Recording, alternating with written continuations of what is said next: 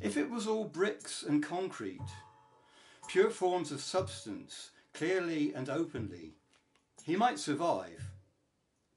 It is the little pathetic attempts at quality that kill. The plastic false fireplace on the apartment, shaped and waiting to contain a flame that can never exist. Or the hedge in front of the apartment building with a few square feet of grass behind it. A few square feet of grass after Montana. If they just left out the hedge and grass, it would be all right. Now it serves only to draw attention to what has been lost.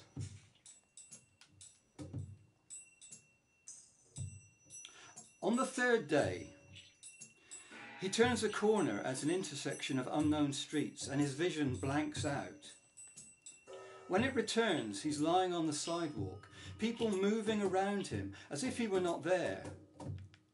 He gets up wearily and mercilessly drives his thoughts to remember the way back to the apartment. They are slowing down. Slowing down. This is about the time he and Chris try to find the sellers of bunk beds for the children to sleep in. After that, he does not leave the apartment. He stares at the wall in a cross-legged position upon a quilted blanket on the floor of a bedless bedroom. All bridges have been burned.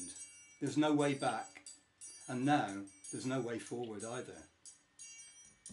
For 3 days and 3 nights, Phaedrus stares at the wall of the bedroom, his thoughts moving neither forward nor backward, staying only at the instant. His wife asks if he's sick, and he does not answer. His wife becomes angry, but Phaedrus listens without responding.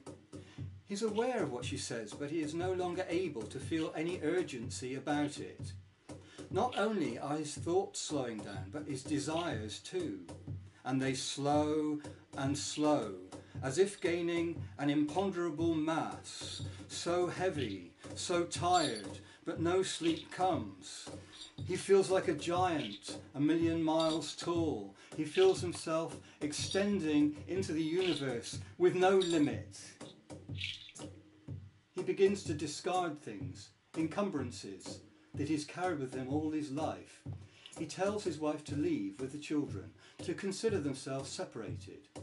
Fear of loathsomeness and shame disappear when his urine flows, not deliberately, but naturally on the floor of the room. Fear of pain, the pain of the martyrs, is overcome when cigarettes burn, not deliberately, but naturally, down into his fingers until they are extinguished by blisters formed by their own heat. His wife sees his injured hands and the urine on the floor and calls for help. But before help comes, slowly, imperceptibly at first, the entire consciousness of Phaedrus begins to come apart, to dissolve and fade away. Then gradually, he no longer wonders what will happen next. He knows what will happen next. And tears flow for his family and for himself and for this world. A fragment comes and lingers from an old Christian hymn.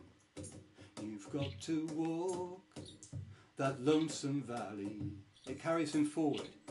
You've got to walk it for yourself. It seems a Western hymn that belongs out in Montana. No one else can walk it for you, it says. It seems to suggest something beyond. You've got to walk it for yourself. He crosses a lonesome valley, out of the mythos, and emerges as if from a dream, seeing that his whole consciousness, the mythos, has been a dream, and no one's dream but his own. A dream he must now sustain of his own efforts. Then even he disappears, and only the dream of himself remains with himself in it. And the quality, the arete he has fought so hard for, has sacrificed for, has never betrayed, but in all that time has never once understood. now makes itself clear to him, and his soul is at rest.